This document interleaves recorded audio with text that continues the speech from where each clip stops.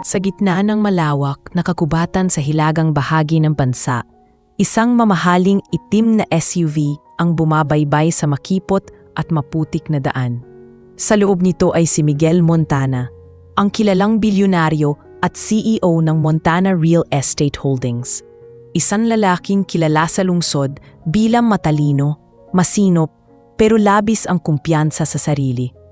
Nakasuot siya ng mamahaling relo, may hawak na telepono at abala sa pagbibigay ng utos sa kanyang assistant sa Maynila. Ngunit sa mga sandaling iyon, hindi siya nasa harap ng board meeting o hotel conference room. Nasa gitna siya ng kabundukan na tila walang katapusan. "Boss, sigurado po ba kayo sa daang ito?" tanong ng kanyang driver, halatang naghahalangan. Sabi ng mga taga-baryo, maputik na at madulas dyan kapag umulan.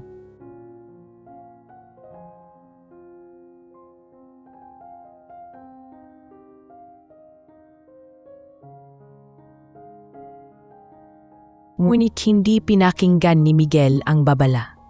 "Shortcut to, hindi ako papayag na malate sa meeting bukas. Hindi mo ba alam kung sino ako?" Sagot niya, malamig at may halong yabang. Sanay si Miguel na lahat ng bagay ay kontrolado niya. Oras, tao, at tadhana.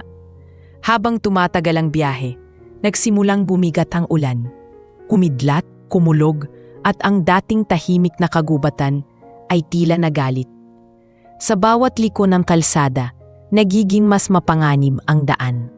Hanggang sa ang paligid ay basa. Ang mga ibon ay tila nagbabalik sa mga sanga. At ang kanyang ulo ay masakit. Wala na ang driver, wala na ring signal ang cellphone niya. Ang mamahaling relo sa kamay niya ay nabasag at ang kanyang sapatos ay halos nalunod sa putik. Dahan-dahan siyang tumayo at napagtantong mag-isa na siya. "Hello, may tao ba dyan?" sigaw niya. Ngunit tanging alingaw-ngaw ng boses niya ang bumabalik. Nilakad niya ang masual na daan, umaasang may makakasalubong na sasaklolo. Ngunit bawat hakbang ay parang mas lumalayo siya sa sibilisasyon. Ang mga dahon ay makapal, ang lupa ay madulas, at ang mga tunog ng kuliglig at ibon ay tila nanunuya sa kanyang kalagayan. Sanay siya sa amoy ng pabango at aircon ng opisina. Hindi sa amoy ng lupa. Nang lumalim ang gabi, napilitan siyang magpahinga sa ilalim ng isang malaking puno. Basa ang kanyang damit, nanginginig siya sa ginaw, at sa unang pagkakataon sa mahabang panahon, nakaramdam siya ng takot. Takot na walang kontrol, walang staff, walang power, at walang pera na makakatulong sa kanya. Habang nakatingala siya sa madilim na langit, napaisip siya. Ganito pala ang pakiramdam ng mga taong walang tahanan. Bulong niya sa sarili, may halong panghihinayang. Kinabukasan, ginising siya ng liwanag ng araw at mga yabag mula sa di kalayuan. Dali-dali siyang tumayo at tinanaw ang mga aninong papalapit. May 3 taong may dalang basket, nakasuot ng simpleng damit at may balat na maitim dahil sa araw. "Sino kayo?" tanong ni Miguel, bahagyang matigas. Ngunit ang isa sa kanila, isang matandang lalaki, ngumiti. "Hindi mo kailangang matakot, Ginoo. Natagpuan ka namin kagabi malapit sa bangin. Buti na lang at may mga bata kaming nangunguha ng kahoy." Itinuro ng matanda ang babaeng nakatayo sa tabi niya. "Siya si Anita. Siya ang naglinis ng mga sugat mo." Napatingin si Miguel sa dalaga, isang simpleng aeta na may natural na ganda, magaan ang ngiti, at mga matang may kabaitan. Hindi siya maputi, hindi makinis, ngunit may kakaibang kapayapaan sa kanyang anyo. "Salamat," mahinalang na nasabi ni Miguel, tila nahihiya. Inalalayan siya ng grupo papunta sa kanilang pamayanan, mga kubong gawa sa kawayan at pawid, nakapalibot sa ilog at bundok. Ang mga bata ay naglalaro, ang mga babae ay nagluluto, at ang mga lalaki ay nagbubuhat ng kahoy.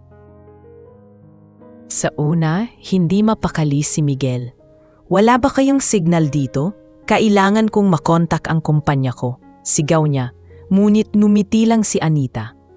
"Dito, hindi mahalaga ang signal, Ginoo. Ang mahalaga, buhay ka. Habang binibigyan siya ng ang mainit na sabaw, naramdaman ni Miguel ang hindi niya maramdaman sa lungsod, ang katahimikan. Wala siyang naririnig na busina, walang cellphone notifications, walang boardroom noise. Tanging mga halakhak ng bata at kaluskos ng mga dahon lang. Sa gabing iyon, habang nakahiga siya sa banig sa loob ng maliit na kubo, naririnig niya ang mga awitin ng mga aitas sa labas. Malambing, payapa at puno ng damdamin. Napatingin siya sa kisame at napaisip, ako may lahat sa Maynila, pera, sasakyan. Pero bakit parang ngayon ko lang naramdaman na may halaga ang buhay? Habang unti-unting nakakatulog, ang huling bagay na nakita ni Miguel ay si Anita. Nakaupo sa labas ng kubo, nakatingala sa buwan, tahimik na nagdarasal. Sa unang beses sa buhay niya, hindi niya gustong bumalik agad sa lungsod. Sa ilalim ng malamlam na liwanag ng buwan, nagsimula ang isang kwentong hindi niya inakalang magpapabago sa lahat ng alam niya tungkol sa pag-ibig, sa buhay at sa tunay na kayamanan. Kinabukasan, maagang nagising si Miguel sa amoy ng usok at nilulutong pagkain. Sa labas ng kubo, nakita niya si Anita na nakaluhod sa harap ng kalan, nagluluto ng kamote at sabaw na may dahon ng gabi. Mahina ang hampas ng hangin at ang paligid ay puno ng liwanag mula sa umagang sumisilip sa mga bundok. Tahimik siyang napatitig kay Anita, isang simpleng babae na tila kayang gawing maganda ang kahit anong ordinaryong umaga.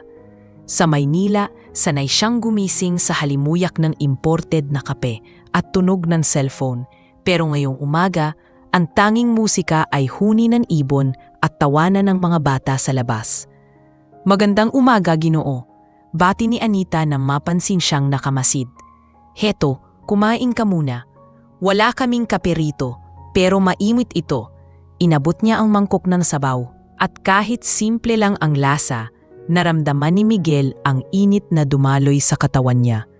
Salamat, tugon niya, medyo mahina pero may ngiti sa labi. Miguel ang pangalan ko. Ngumiti si Anita. Alam ko na. Sinabi mo kagabi habang hinihilamusan ka ni Ama, halatang hindi ka taga rito. Napangiti si Miguel, bahagyang napahiya. Oo, halata nga. Hindi ako sanay sa ganitong buhay. Habang kumakain, pinagmasdan niya ang paligid. Ang mga ayeta ay abala sa kani-kanilang gawain. Ang mga lalaki ay nagpuputol ng kahoy, ang mga babae ay naghahabi ng bani, at ang mga bata ay naglalaro sa ilog. Lahat ay abala, pero tahimik. Walang nagmamadali, walang nag-aaway, at walang nagrereklamo. Parang isang komunidad na humihinga ng sabay. Iisa ang ritmo ng kanilang araw, hindi tulad sa Maynila, kung saan ang bawat isa ay palaging nag-uunahan at nagbabanggaan para lang sa oras. Lumapit si Anita kay Miguel, dala ang tela. Masakit pa ba ang braso mo? Tanong niya. Medyo likas sa amin ang tumulong. Dito kasi kung may isa mang masaktan, parang lahat kami nasasaktan. Napatigil si Miguel sa sinabi niya. Sa lungsod, sanay siyang marinig ang mga salitang, trabaho mo yan o buhay mo yan. Pero ngayon lang niya narinig ang ganitong kaisipan. Isang mundo kung saan ang sakit ng isa ay sakit ng lahat. Nang maglaon, nagpa siyang tumulong sa mga lalaki na nag-aayos ng bakod. Bagaman hindi siya sanay, pinilit niyang magbuhat ng kahoy. Pinagtawanan siya ng ilan sa una, pero sa kalaunan, tinuruan siya ng mga bata kung paano. Naramdaman niya sa sarili ang kakaibang sigla. Parang muling nabuhay ang isang bahagi ng kanyang pagkatao na matagal nang natulog. Ang kanyang mga kamay, na sanay lamang sa pagpirma ng kontrata, ay ngayon marumi sa lupa. At sa gitna ng pawis at putik, naramdaman niyang may saysay ang bawat kilos. Pagkatapos ng tanghalian, inanyayahan siya ni Anita na samahan siya sa ilog.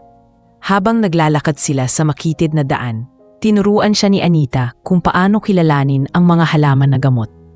Ito, tawag namin dito ay tagulinaw, magaling to sa lagnat. Paliwanag niya habang marahang pinupulot ang dahon.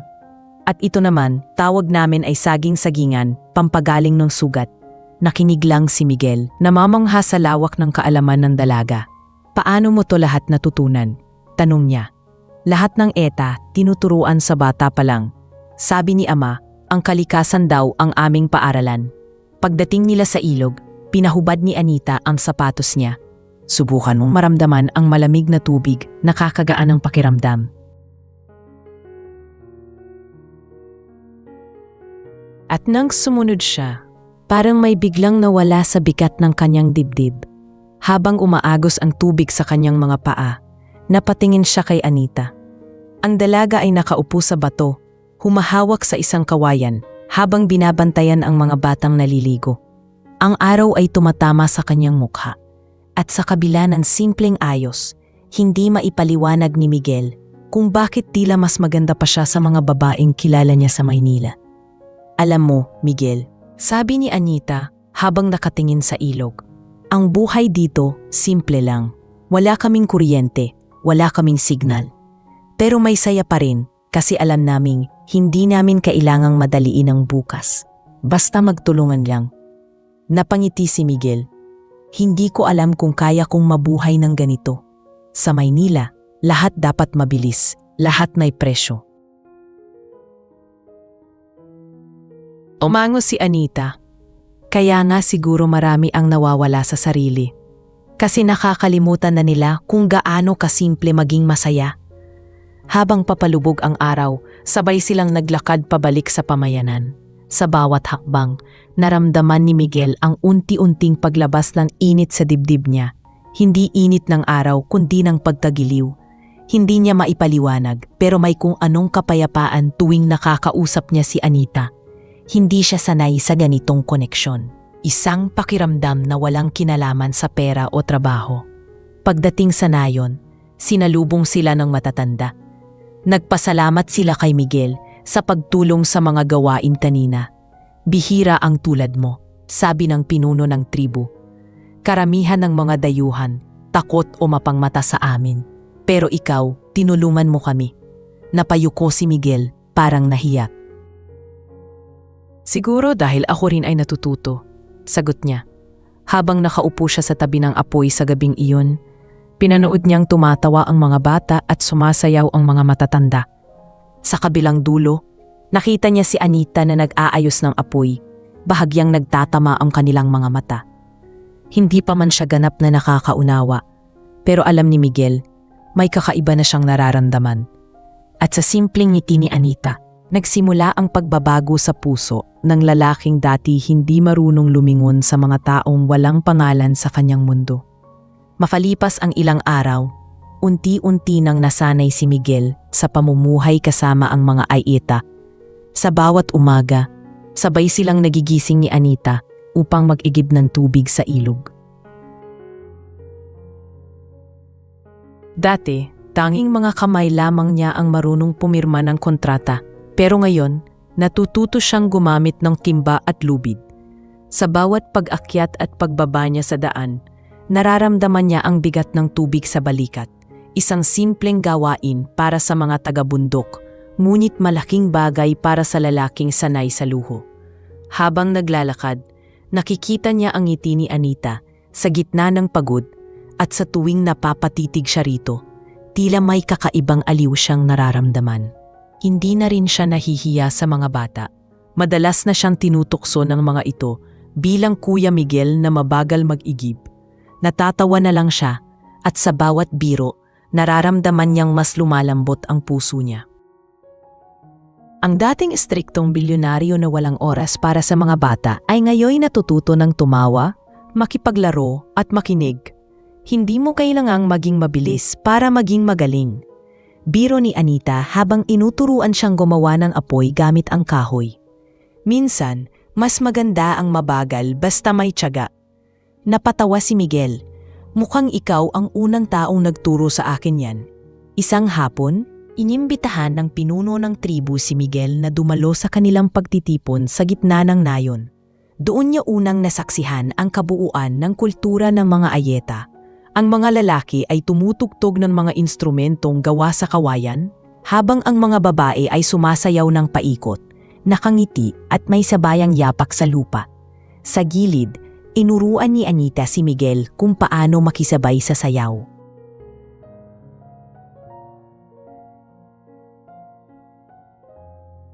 Hindi mo kailangang magaling sumayaw, sabi niya. Ang kailangan mo lang ay maramdaman ang lupa sa ilalim ng iyong mga paa. Dahan-dahang sinubukan ni Miguel, at kahit medyo alanganin, napasabay siya sa ritmo. Ang mga tao ay nagtawanan sa kanyang kakulitan, ngunit hindi ito nakasakit sa kanya.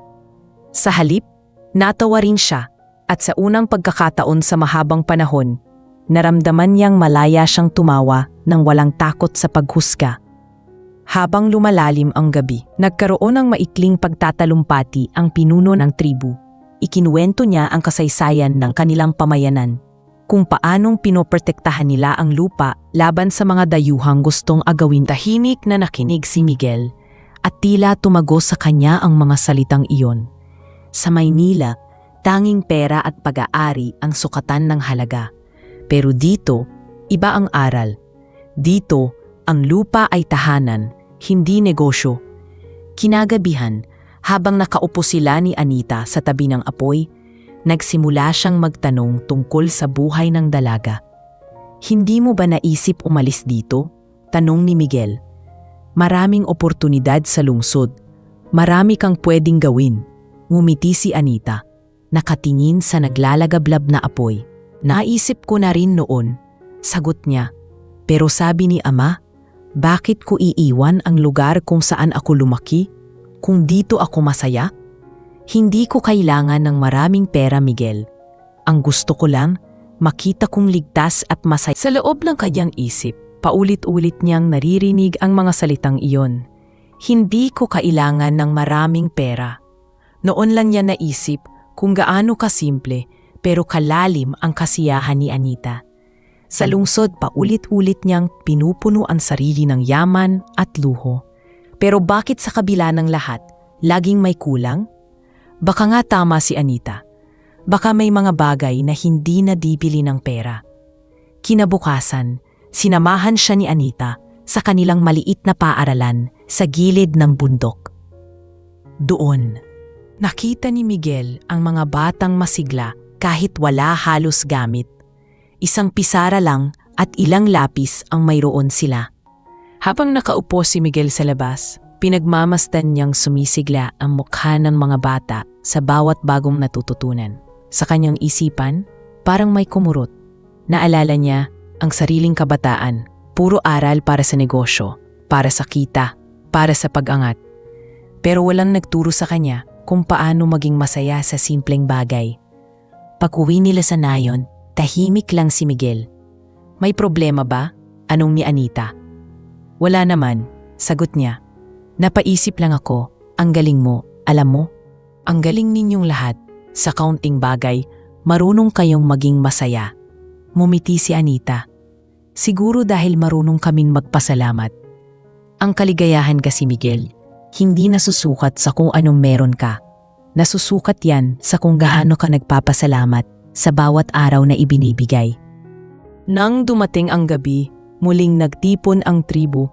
Habang tumutugtog ang mga instrumentong kawayan, nakatingin si Miguel sa paligid, sa mga ngiti, sa mga mata ng mga bata, sa liwanag ng apoy. At sa gitna ng lahat, nandoon si Anita, nakangiti rin sa kanya. Sa sandaling iyon, naunawaan niya na hindi siya basta naligaw sa bundok. Dinala siya rito ng tadhana upang matutunan ang mga bagay na hindi kayang ituro ng lungsod. Ang kababaang loob, ang pasasalamat, at ang pag-ibig na hindi humihingi ng kapalit. Habang dahan-dahan nang pumapatay ang apoy, pinakiramdaman ni Miguel ang malamig na hangin at ang tibok ng kanyang puso. May kakasibang katahimikan na bumabalot sa paligid, pero sa loob niya, may unti-unting ingay. Hindi pa man niya sinasabi, alam na ng sarili niya ang katotohanan. Unti-unti na siyang nabihag, hindi lang ng kagandahan ng bundok, kundi ng dalagang nagpakita sa kanya kung ano ang tunay na halaga ng buhay. Mula nang dumating si Miguel sa pamayanan ng mga Aita, lumipas na ang mahigit 2 linggo. Sa bawat araw na dumadaan, Tila unti-unting nagiging isa siya sa mga ito. Ang dating bilyonaryong laging nakasuot ng mamahaling damit ay ngayon ay marunong ng magtupi ng banig, mag-igib ng tubig at maghugas ng pinagkainan sa ilog. Ang kanyang mga kamay na dati makinis at sanay sa bulpen ay ngayon may bahid na ng kalyo. Ngunit kakaibang tuwa ang nararamdaman niya sa tuwing nakikita niyang nagagamit ang mga kamay na iyon para tumulong. Isang umaga, ginising siya ni Anita na may dalang basket ng prutas. "Miguel, halika, tuturuan kita kung paano mangahoy," masigla nitong sabi. Napangiti si Miguel habang bumangon, suot ang hiniram niyang kamisa at lumang sapatos. "Mangahoy? Hindi ba delikado?" tanong niya. Tumawa lang si Anita, "Hindi kung kasama mo ako." Habang naglalakad sila papasok sa kakahuyan, napansin ni Miguel kung gaano kasigla si Anita kapag nasa gitna ng kalikasan. Alam nito ang bawat halaman, bawat tunog, at bawat galaw ng hayop sa paligid. Diyan sa kanan, may pugad ng maya. Kapag narinig mong kumalansing ang mga dahon, ibig sabihin may ahas. Pero wag kang matakot, di naman sila lalapit basta't di mo sila ginagalaw. Parang isang bagong mundo ang kanyang natutuklasan. Isang mundong hindi niya alam na kayang magbigay ng ganitong kapayapaan. Sa gitna ng kanilang paglalakad, bigla siyang nadulas sa basang lupa at muntik nang mahulog sa maliit na bangin. Agad siyang hinawakan ni Anita sa kamay. "Ingat!" sigaw nito. Pagkatapos nilang pareho tumawa sa gulat, sandaling tumahimik si Miguel. Hawak pa rin niya ang kamay ni Anita at sa maikling sandaling iyon, tila tumigil ang oras. Ang mga mata ni Anita ay parang kumikislap sa ilalim ng sinag ng araw at ang kanyang mukha, kahit walang kahit anong kolorete, ay tila perpektong obra ng kalikasan. "Salamat," mahinang sabi ni Miguel. "Kung wala ka, baka nadisgrasya na ako." Tumangulang si Anita. "Kaya nga maganda kung may kasama, di ba? Sa bundok, hindi ka pwedeng palaging mag-isa." Pag-uwi nila, sinalubong sila ng mga bata na masayang tumatakbo. "Kuya Miguel, may dala kang prutas?" sigaw ng isa. "Oo, tulungan niyo kaming buhatin." At habang nag-aayos sila ng mga kahoy at prutas, nakaramdam si Miguel ng kakaibang saya. Wala siyang naririnig na reklamo o sigawan. Lahat ay nagtutulungan. Sa Maynila, bawat kilos ay kailangang bayaran, pero dito, bawat tulong ay galing sa puso. Sa sumunod na mga araw, naging mas malapit pa si Miguel kay Anita. Madalas silang magkausap sa gabi habang nakaupo sa tabi ng apoy. Ikinuwento ni Anita kung paano, sabi niya, kahit wala ka mang pera, basta may dangal ka, mayaman ka pa rin. Napayuko si Miguel. "Sa amin kasi iba, lahat sinusukat sa halaga ng pera. Minsan kahit dangal, nabibili." Tumingin si Anita sa kanya. Tahimik lang. "Baka kaya ka dinala rito ng tadhana para makita mong may ibang uri ng yaman sa mundo." Sa mga salitang iyon, napaisip si Miguel. Marami na siyang narinig na payo sa mga boardroom, mga motivational speaker, at mga negosyante. Pero ang mga simpleng salitang iyon mula kay Anita ay tila may bigat na hindi matutungbasan. Minsan, tinuruan siya ni Anita kung paano magluto ng sinaing sa kawayan. Habang nag-aapoy ang apoy sa ilalim ng kawayan, tinitigan niya ang dalaga. "Hindi mo ba naiisip na mahirap ang ganitong buhay?" tanong niya. "Minsan siguro," sagot ni Anita. "Pero mas mahirap siguro ang mabuhay na walang kapayapaan." Napangiti si Miguel. "Kapayapaan ano? Ilang taon na akong naghahanap niyan sa Maynila." Habang nagtatagal, napansin ng ibang miyembro ng tribu ang kakaibang tinginan ng dalawa. May ilan na napapangiti, pero may ilan ding nag-aalala. Isang gabi, kinausap si Anita ng kanyang ama. "Anak, mabait si Miguel, pero galing siya sa ibang mundo. Baka pag alis niya, masaktan ta lang." Yumuko si Anita. "Alam ko, ama, pero mabuti naman siyang tao. Wala akong inaasahan. Gusto ko lang siyang tulungan." Tumango ang ama, ngunit halata sa boses nito ang pag-aalala. "Basta tandaan mo, anak, may mga bisitang darating, pero hindi lahat ay mananatili." Samantala, sa loob ng pinagmamasdan niya ang kisame, Iniisip ang sinabi ni Anita noong hapon na mas mahirap maguhay ng walang kapayapaan. Sa unang beses sa matagal na panahon, hindi pera o negosyo ang laman ng isip niya, kundi ang mukha ni Anita at ang katahimikan ng bundok. Napangiti siya sa sarili habang naririnig ang tunog ng mga kuliglig sa labas. Kinabukasan, habang naglalakad siya patunta sa ilog, nadaanan niya si Anita na nag-aalaga ng mga bata. Nakatayo siya sa gilid, pinagmamasdan ang dalaga habang tumatawa kasama ang mga ito. At sa sandaling iyon, naramdaman ni Miguel na ang lahat ng pinaghirapan niyang maabot sa Maynila ay tila ang mga kalsadang puno ng ilaw, ang mga opisina at ang mga taong nag-aagawan sa posisyon. Lahat iyon ay napakalayo sa mundong ito kung saan sapat na ang ngiti at pagtutulungan para mabuhay. Nang lumapit si Anita sa kanya, dala ang basket ng prutas, ngumiti ito at nagsabing, "Tulungan mo naman akong magdala." Walang sabi-sabi, kinuha ni Miguel ang kalahati ng laman at sabay silang naglakad pabalik sa nayon. At sa bawat hakbang nila sa makitid na daan, unti-unti nang nabubura sa isip ni Miguel ang dating pagkatao niya. Sa mga mata ni Anita, natagpuan niyang hindi lang ang ganda ng kalikasan, kundi ang tunay na dahilan kung bakit siya iniligtas ng bundok. Para makita kung ano talaga ang ibig sabihin ng pagiging buhay. Dumating ang gabi ng kanilang pista, isang taunang pagdiriwang ng pasasalamat ng mga Aita para sa masaganang ani at kaligtasan sa buong taon. Maaga pa lang ay abala na ang buong pamayanan. Ang mga kababaihan ay nagluluto ng nilagang baboy ramo at ginataang gabi, habang ang mga kalalakihan naman ay nag-aayos ng mga ilaw na gawa sa kawayan at dahon ng niyog.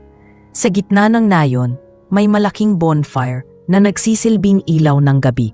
Ang mga bata ay naglalaro, nagkakantahan, at ang hangin ay puno ng halakhakan at musika. Si Miguel ay nakaupo sa gilid, pinagmamasdan ang masayang komunidad. Hindi siya makapaniwala na ang dating kinainipan ng lugar ay ngayon ay tila tahanan na sa kanya.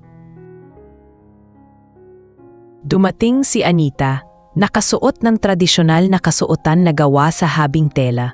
May mga palamuting bead sa leeg at braso. Ang buhok niya ay nakalugay at sa ilalim ng liwanag ng apoy, para siyang sinag ng buwan na bumaba sa lupa. Hindi napigilan ni Miguel ang mapatiting.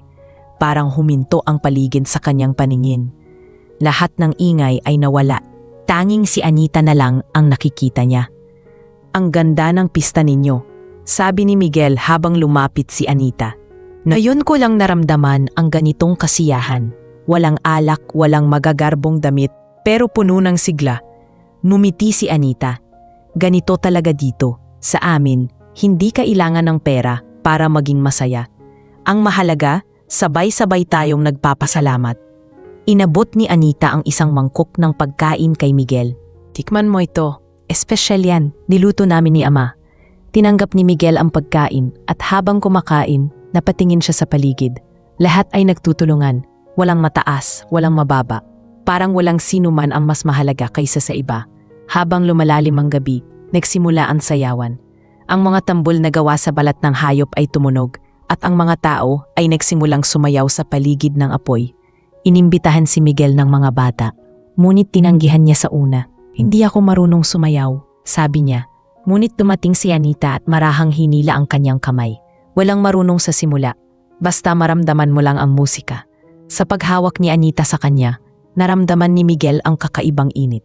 Sumabay siya, medyo alangan sa una, pero kalaunan ay nakisabay din sa ritmo ng tambol.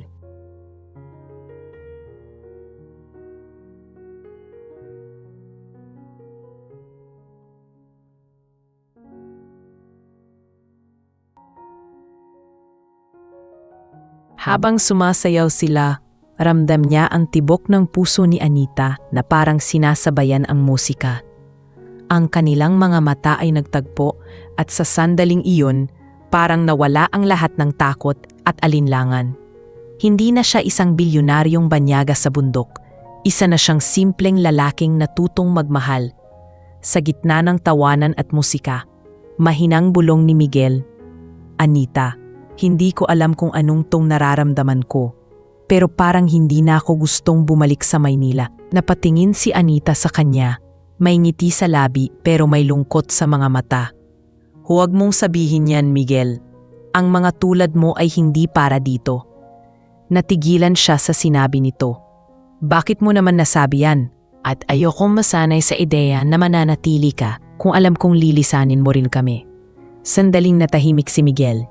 Pero pagkatapos ng ilang sandali, mahinang sabi niya, kung alam mo lang, mayan lang ako nakaramdam na may kahulugan ang buhay ko. Dito, sa tabi mo. Hindi na sumagot si Anita. Pero sa pagitan ng mga apoy at musika, naramdaman nilang pareho ang init ng damdaming unti-unting nabubuo. Pagkatapos ng pista, naglakad silang dalawa papunta sa ilog. Tahimik ang paligid, tanging tunog ng tubig at huni ng kuliglig ang maririnig. Naupo sila sa isang malaking bato. Anita, sabi ni Miguel, gusto kong malaman mo na hindi ako ang taong iniisip mo. Bago ako napunta rito, akala ko alam ko na ang lahat.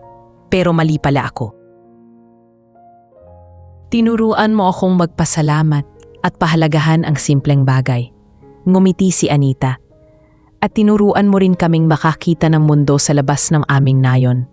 Pareho lang tayong natuto. Sandaling katahimikan ang sumunod. Tumingala si Anita sa langit. Alam mo Miguel, sabi ng ama ko, kapag may taong dumating sa buhay mo na biglang nagbago ang daloy ng lahat, ibig sabihin, ipinadala siya ng tadhana para turuan ka ng leksyon. Tumingin siya kay Miguel at marahang ngumiti. Siguro, ikaw yun. Napangiti si Miguel, pero sa loob niya ay may haluing takot. Takot na baka nga tama si Anita, na baka dumating ang araw na kailangan niyang umalis. Kinabukasan, tila mas naging tahimik si Miguel. Habang tinutulungan niya si ama ni Anita mag-ayos ng bubong, hindi niya maiwasang isipin ang sinabi ng dalaga. Nang gabing iyon, hindi siya makatulog. Lumabas siya ng kubo at tumingin sa nayon. Nakita niya si Anita. Nakaupo sa harap ng apoy, tila nag-iisip din. Dahan-dahan siyang lumapit. Hindi ko alam kung ano ang mangyayari bukas, sabi niya. Pero sigurado ako sa isa, ayokong mawala ang ganitong pakiramdam. Napatingin si Anita at sa unang pagkakataon, walang alinlangan sa kanyang mga mata. Miguel, mahina niyang sabi. Ang mga salita ay madaling sabihin. Pero ang panahon ang magpapatunay kung totoo.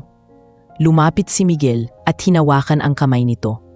Kung ganun, at sa dabing iyon, habang nagliliwanag ang mga bituin sa langit, nabuo ang pangakong hindi man nasambit ng formal ay malinaw sa kanilang dalawa. Isang pag-ibig na ipinanganak sa gitna ng bundok, payak ngunit totoo at may halong pangamba kung tatagal ba ito sa pagian ng dalawang magkaibang mundo. Makalipas ang ilang araw matapos ang pista, tila nagbago ang ihip ng hangin sa bundok.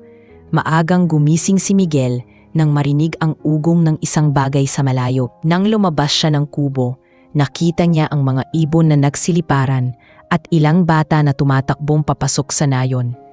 May mga taong may dalang makina sa paanan ng bundok. Sigaw ng isa, agad na nagmadali ang mga matatanda at si ama ni Anita ay lumabas upang silipin kung totoo ang balita. Si Miguel naman ay nakaramdam ng kakaibang kaba, isang pamilyar na pakiramdam na tila may kinalaman sa mundo na iniwan niya sa Maynila. Pagdating sa paanan ng bundok, nakita nila ang ilang tauhan ng gobyerno at mga lalaking nakasuot ng uniforme ng kumpanya. May dalang mga mapa, metro, at ilang papel. Mga surveyor, bulong ni Miguel. Lumapit siya at sinubukang makausap ang isa sa kanila. Anong ginagawa ninyo rito? Tanong niya. Sir, may utos po mula sa kumpanya ni Mr. Montana Holdings. May planong pagtayo ng mining site dito. Napatigil si Miguel, tila natigilan sa narinig. Montana Holdings? Bulong habang pinagmamasdan niya ang mga tauhan na nagsusukat ng lupa. Biglang bumalik sa isip niya ang mga proyektong sinimulan niya noon. Ang pagpapalawak ng mga lupain, ang pagtatayo ng mga gusali, at ang pagkuha ng mga lupaing di pa naaabot ng modernisasyon. At ngayon, ang bundok na naging tahanan niya ay bahagi ng planong iyon. Agad niyang nilapitan ang mga lalaki. Ipigil ninyo to, mariin niyang sabi. Hindi ninyo pwedeng galawin ang lupang to. Tumawa ang isa sa kanila. Wala kang karapatang makialam, pare. May permit kami mula sa kumpanya ni Mr. Miguel Montana. Nang marinig ni ama ni Anita ang usapan, lumapit ito kay Miguel. Anong ibig nilang sabihin, anak? Hindi makatingin si Miguel. Ako ang may-ari ng kumpanyang yan, mahinang sabi niya. Nabigla si ama, pati si Anita nakakadating lang. Ikaw? Ibig mong sabihin, itong mga taong sisira sa bundok namin, galing sa'yo? Hindi agad nakasagot si Miguel. Nakaramdam siya ng hiya, ng bigat sa dibdib. Hindi ko alam na ito ang proyekto. Hindi ko intensyon to. Ngunit ang mga tao sa paligid ay nagsimula ng magbulungan. May ilan na galit, may ilan namang naguguluhan. Nang gabing iyon, tahimik ang buong pamayanan. Walang musika, walang tawanan. Tanging tunog ng hangin at apoy sa gitna ng nayon. Si Anita ay nakaupo sa labas ng kanilang kubo, nakatingin sa malayo. Lumapit si Miguel, dala ang tingin ng paghingi ng tawad. Anita, mahinang sabi niya, hindi ko alam na ang proyekto kong matagal nang sinimulan ay aabot dito. Hindi ko intensyon saktan kayo.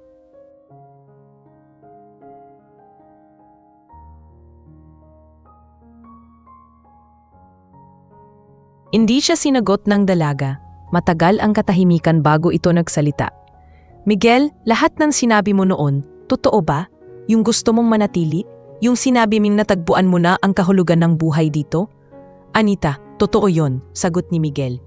Pero hindi ko alam kung paano ko ito itatama. Wala na ako sa posisyon. Matagal na akong pinaghahanap ng mga tao sa Maynila. Hindi ko alam kung paano ko mapipigilan ang proyekto. Tumayo si Anita. Humarap sa kanya at tinitigan siya sa mga mata. Hindi mo kailangang magpaliwanag sa akin. Pero Miguel, may mga taong umaasa dito. Lupa namin to, tahanan namin to. Kung tunay kang nagmamalasakit sa amin, ipakita mo. Kinabukasan, naglakad siya ng ilang oras pababa ng bundok hanggang marating ang bayan kung saan may signal ang kanyang cellphone. Doon niya muling binuksan ang mundo na iniwan niya. Tumambad sa kanya ang daan-daang mensahe, mga email mula sa board of directors at balita sa mga pahayagan tungkol sa kanyang pagkawala. Sa isa sa mga headline, nakasulat, Montana CEO missing for 2 weeks, company under new leadership. Doon niya nalaman na kinuha ng kanyang pinsang si Victor ang pamumuno ng kumpanya at ito ang nagpapatuloy ng mga proyektong hindi niya pa napipirmahan noon. Isa na roon ang pagmiminga sa bundok ng mga Aita. Pagbalik niya sa bundok, dala niya ang dokumentong nagpapatunay na may karapatan. Tinatawag niya ang mga tauhan ng kumpanya at inutusan silang itigil ang operasyon. Ako ang tunay na Miguel Montana. Mariin niyang sabi. At sa ngalan ng kumpanyang ito, inuutusan kong kayong itigil ang pagmimina. Napatingin ang mga tauhan sa kanya, halatang naguguluhan. Pero nang makita ang mga dokumentong dala niya, wala silang nagawa kundi sumunod. Pagbalik sa pamayanan, sinalubong siya ni Anita at ng mga matatanda. Wala na silang gagawin dito. Sabi ni Miguel, hindi ko hahayaang sirain ang lupa ninyo. Ipinangako ko sa sarili kong babawi ako sa lahat ng kasalanan ng kumpanya ko. Hindi agad sumagot si Anita. Ngunit sa kanyang mga mata, may unti-unting pag-asa. Hindi mo kailangang magbayad ng kasalanan, Miguel. Sabi nito, ang kailangan mo lang ay panindigan kung sino ka ngayon. Sa mga sumunod na araw, tumulong si Miguel sa mga tao sa pag-aayos ng mga taniman at ilog na muntik nang maapektuhan. Naging abala siya sa pagpaplano kung paano maipagtatanggol ang kanilang lupa laban sa mga mapagsamantalang negosyo. Habang gumagawa siya, nakikita niya si Anita sa tabi niya, tahimik lang, ngunit palaging nariyan. Sa bawat araw na lumilipas, unti-unti nang bumabalik ang tiwala ng tribu sa kanya.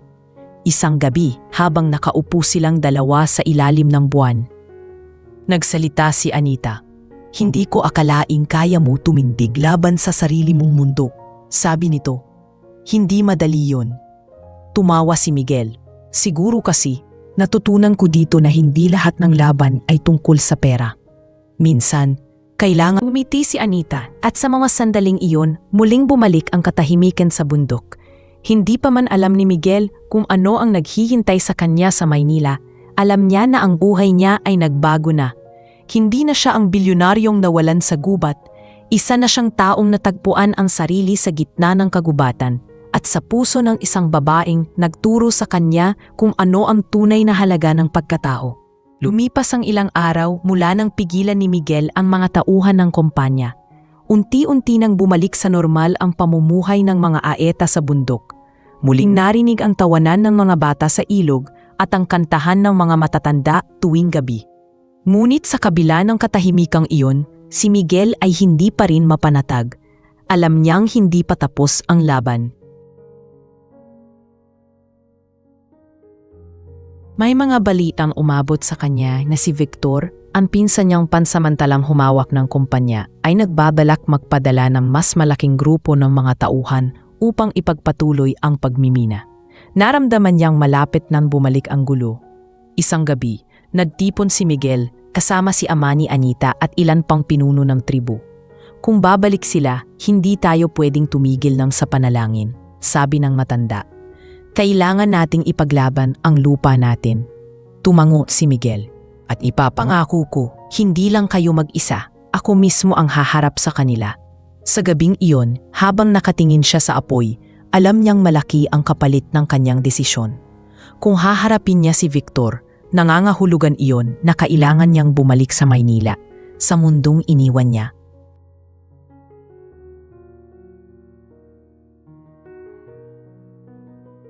Kinabukasan, nagpaalam siya kay Anita. Kailangan kong bumaba ng bundok, mahinang sabi niya. Hindi ko pwedeng hayaan na tuluyang mapasa kamay ni Victor ang kumpanya ko. Kapag nangyari yon, babalik sila rito at masisira ang lahat. Hindi agad sumagot si Anita. Kita sa kanyang mga mata ang pangamba at lungkot. Gaano ka katagal mawawala? Tanong niya. Hindi ko alam, sagot ni Miguel. Pero babalik ako, ipinapangako ko yan. Tahimik lang si Anita habang nag-aayos siya ng mga gamit na ibaba ni Miguel. Ang bundok ay hindi kasing gulo ng lungsod, sabi niya. Dito, ang laban ay hindi sa kapwa, kundi sa sarili. Sana pagbalik mo, dala mo pa rin yung taong natutunan mong maging dito. Tumango si Miguel. Ikaw ang dahilan kung bakit gusto kong magbago. May natutunan man ako rito, yon ay dahil sa'yo. Bago siya umalis, inabot ni Anita ang isang simpleng pulseras na gawa sa hibla ng kawayan. Para hindi mo makalimutan kung saan ka galing, sabi nito. Mabigat ang loob ni Miguel habang bumababa ng bundok. Sa bawat hakbang niya palayo, nararamdaman niyang parang may humihila sa kanya pabalik. Habang naglalakad siya sa masukal na daan, inalala niya ang mga sandaling kasama si Anita. Ang mga tawa, ang mga kwentuhan sa tabi ng apoy, at ang mga salitang nagturo sa kanya ng kababaang loob.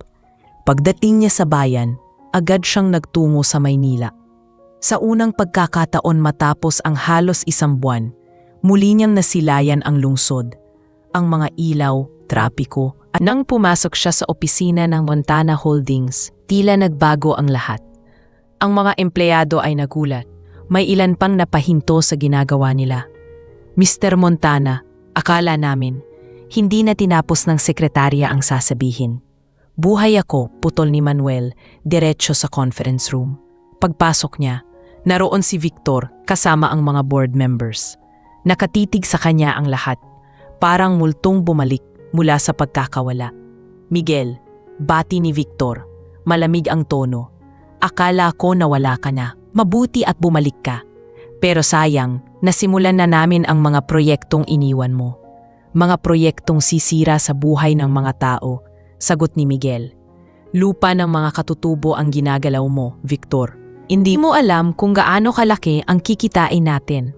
Hindi ko kailangan ng kita kung kapalit nito ay konsensya. Matigas na sagot ni Miguel. Bilang pangunahing may-ari ng kumpanya, pinawawalang bisa ko ang proyekto. Napailing si Victor. Hindi mo na hawak ang lahat, pinsan. Habang wala ka, pinirmahan ko ang mga dokumento. Lahat legal. Kinuha ni Miguel ang mga papeles at tiningnan. Hindi ito matatapos sa papel, sabi niya. Kung kailangan kong lumaban sa korte, gagawin ko. Hindi ko hahayaang maging abo ang bundok na nagligtas sa buhay ko. Lumipas ang ilang linggo ng labanan sa negosyo at legalidad. Maraming gabi na halos hindi natutulog si Miguel. Ngunit sa bawat pagod at panghihina, iniisip ang larawan ng dalagang iyon sa ilalim ng buwan ay nagbibigay sa kanya ng lakas. Sa kalaunan lumabas ang desisyon ng korte pabor kay Miguel. Ipinawalang bisa ang mining project at ipinag-utos na protektahan ang lupa bilang bahagi ng likas na yaman. Nang marinig niya ang balita, hindi na siya nag-aksaya ng oras. Bumalik agad siya sa bundok, dala ang balitang magpapasaya sa buong tribu. Sa bawat hakbang niya paakyat, dama niya ang pagkasabik.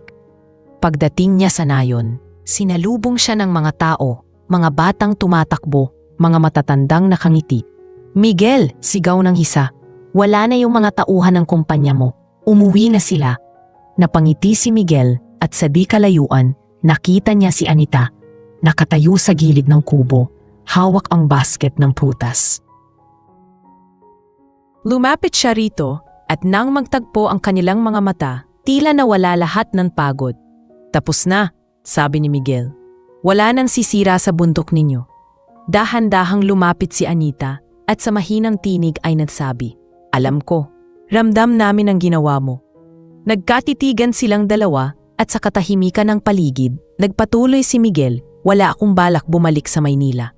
Dito ko gustong magsimula muli. Mumiti si Anita. May halong tuwa at pag-aalala. Ang bundok ay bukas para sa'yo, Miguel. Pero tandaan mo, hindi mo kailangang baguhin ang sarili mo para magkasya dito. Ang mahalaga, totoo ka. Sa gabing iyon, muling nagkaroon ng sayawan at musika sa gitna ng nayon. Ngunit na yon, iba na rang pakiramdam ni Miguel. Hindi na siya bisita. Isa na siyang bahagi ng pamayanan.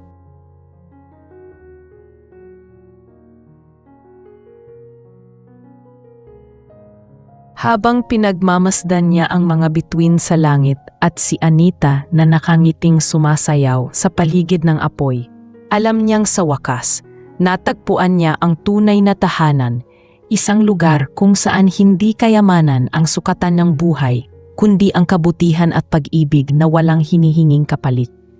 Makalipas ang ilang linggo mula nang tuluyang maipahinto ni Miguel ang proyekto ng pagmimina, unti-unti nang nanumbalik ang katahimikan sa bundok. Ang dating may mga truck at taong nagsusukat ng lupa ay napalitan muli ng mga ibon at huni ng mga kuliglig.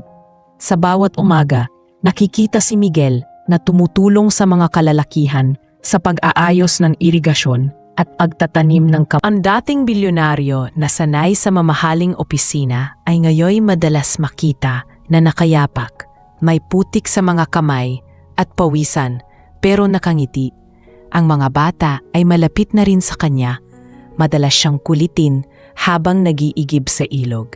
Tinatawag pa nila siyang Kuya Miguel na para bang matagal na siyang kabahagi ng kanilang komunidad. Ngunit sa kabila ng saya, may mga sandaling tahimik lang si Miguel, nakaupo sa gilid ng kubo habang pinagmamasdan ang mga ulap na dahan-dahang gumuguhit sa langit. Sa isip niya, naroon pa rin ang alalahanin. Alam niyang hindi siya basta mawawala sa mata ng mga tao sa Maynila. Marami pa ring naghahanap sa kanya, mga kasosyo sa negosyo, mga mamamahayag. Pero sa bawat pagdududa, lagi niyang naaalala si Anita at ang mga salitang sinabi nito. Hindi mo kailangang baguhin ang sarili mo para magkasya dito. Ang mahalaga, totoo ka. Kaya tuwing nararamdaman niyang bumabalik ang dating gulong ng isip, bumabalik siya sa kung saan siya nagsimula. Sa ilog kung saan una siyang tinuruan ni Anita na tumingin sa buhay nang may pasasalamat. Isang araw, lumapit si ama ni Anita kay Miguel. Anak, sabi ng matanda, balita namin ay nagpadala ng mga tagapamagitan ang gobyerno. May plano silang gawing protektadong lugar ang bundok. Kailangan ng taong marunong makipag-usap sa kanila. Ikaw lang ang may alam sa mga papeles at proseso. Nagulat si Miguel pero agad siyang tumango. Gagawin ko ang lahat para maprotektahan ang lugar na ito, sagot niya. Sa mga sumunod na araw, naging abala si Miguel sa pakikipag-ugnayan sa mga opisyal. Ginamit niya ang kanyang koneksyon sa Maynila, hindi para sa negosyo, kundi para sa kabutihan ng mga taong natutunan niyang mahalin. Habang abala siya sa pag-aasikaso, si Anita naman ay abala sa pagtuturo sa mga bata. Sa ilalim ng malaking puno, tinuturuan niya ang mga ito ng pagbabasa at pagsusulat. Minsan ay dumadaan si Miguel at tahimik na pinapanood siya. Sa mga sandaling iyon, nakikita niya sa mga mata ni Anita ang tunay na pagmamahal sa bayan at sa kapwa. Hindi niya maiwasang mapangiti. Kung lahat ng tao ay tulad mo, Anita, baka mas maayos ang mundong to. Sabi niya minsan habang inaabot ang dala niyang tinapay. Pero kung makakapagbago ka kahit isang tao lang, sapat na yon. Lumipas ang ilang linggo at dumating ang mga opisyal ng Department of Environment upang suriin ang lugar. Sinamahan sila ni Miguel sa pag-ikot sa bundok. Ipinakita niya ang mga ilog, kagubatan at mga tanim ng komunidad. Ito po ang tahanan nila. Sabi ni Miguel sa mga opisyal, hindi ito lupa na dapat galawin, kundi lugar na dapat pamalagaan. Namangha ang mga opisyal sa ayos ng lugar at sa pagkakaisa ng mga naninirahan. Kung ganito ang mga komunidad sa bundok, dapat nga itong protektahan, sabi ng isa. Sa loob ng ilang araw, naglabas ng resolusyon ang ahensya na ideklarang protected area ang kabundukan ng mga Ayeta. Nang si ama ni Anita ay lumapit kay Miguel at mahigpit siyang niyakap. Salamat anak, hindi mo lang iniligtas ang lupa namin, kundi pati ang kinabukasan ng mga anak namin. Napaluha si Miguel sa mamasalitang iyon. Habang pinagmamasdan niya ang masayang mga tao, nakita niya si Anita na nakatayo sa di kalayuan. Nakangiti lang habang pinagmamasdan siya. Lumapit siya rito at mahina niyang sabi, natupad na. Ligtas na ang bundok. Hindi lang bundok, sagot ni Anita. Pati ang puso mong dati pagod na. Habang nagdiriwang ang lahat, napansin ni Miguel na may mga tauhang paparating mula sa malayo. Mga nakapormal at may dalang kamera. Nang lapitan niya, isa sa kanila ang nagsabi, Mr. Montana, natagpuan ka na rin namin. Pinag-aalala mo gusto ko raw makapanayam ng media at may mga imbitasyon ka mula sa mga dating kasamahan. Natigilan si Miguel. Alam niyang darating din ang araw na ito. Tumingin siya kay Anita na nakamasid din sa pangyayari. Miguel, mahina nitong sabi, ito na siguro ang pagkakataon mo para ipaliwanag ang lahat. Lumapit si Miguel sa mga mamamahayag at marahang nagsalita. Hindi ko kailangang bumalik para sa yaman o negosyo. Ang hanap ko ay katahimikan at nahanap ko yon dito. Pero kung may magagawa akong mabuti gamit ang pangalan ko, gagawin ko. Tahimik ang mga tao sa paligid. Sa sandaling iyon, nakita ng lahat ang malaking pagbabago sa kanya. Ang dating bilyonaryong malamig at abala ay isa ng taong marunong tumingin. Kinagabihan, habang nakaupo siya sa tabi ni Anita, nakatingin sila pareho sa mga bituin. Hindi ko alam kung anong mangyayari sa mga susunod na araw, sabi ni Miguel.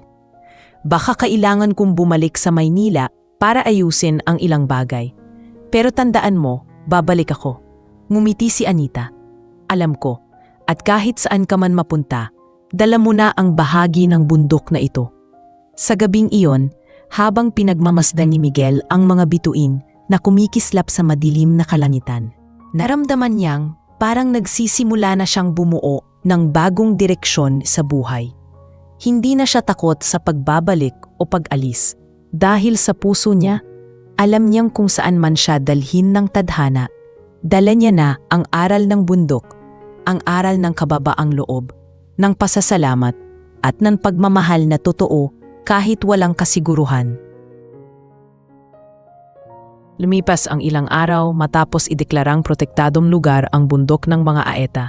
Naging mas payapa ang komunidad, ngunit si Miguel ay nakatanggap ng isang sulat mula sa Maynila. Isa itong formal na paanyaya mula sa Board of Directors ng Montana Holdings, isang pagpupulong na magpapasya kung mananatili pa siyang may-ari ng kumpanya. Nakasaad sa liham na kung hindi siya dadalo, tuluyan na siyang aalisin bilang tagapangulo.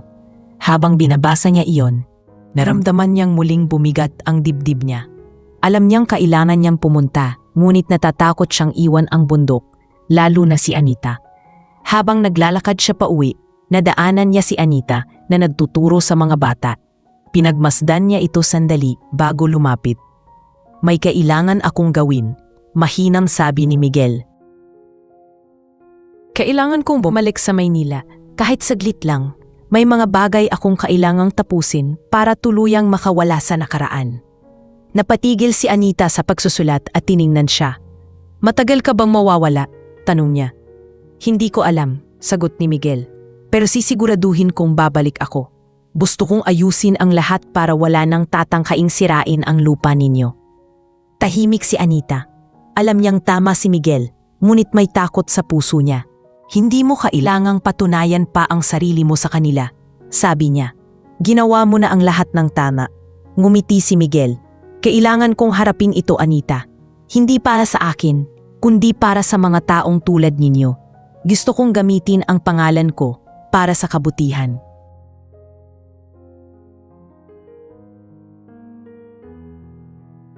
Tumango si Anita at kahit masakit, tinanggap niyang kailangan niyang umalis muli. "Sige Miguel," sabi niya, "kung yan ang kailangan mo, ipagdarasal kong maging maayos ang lahat." Kinabukasan, maagang umalis si Miguel. Habang bumababa siya ng bundok, ilang bata ang nagpaalam at sumigaw ng, "Kuya Miguel, babalik ka ha?" Tumango lang siya at ngumiti, habang pinipigilan ang sariling mapaluha. Sa bawat hakbang palayo, pakiramdam niya ay may naiiwang bahagi ng puso niya sa lugar na iyon. Pagdating niya sa lungsod, agad niyang naramdaman ang bigat ng dating mundo. Ang maingay na kalsada, ilaw ng gusali, at pamilyar na amoy ng polusyon. Lahat ay mabilis, malamig at walang pahinga. Hindi na niya alam kung paano siya nagtagal dito noon.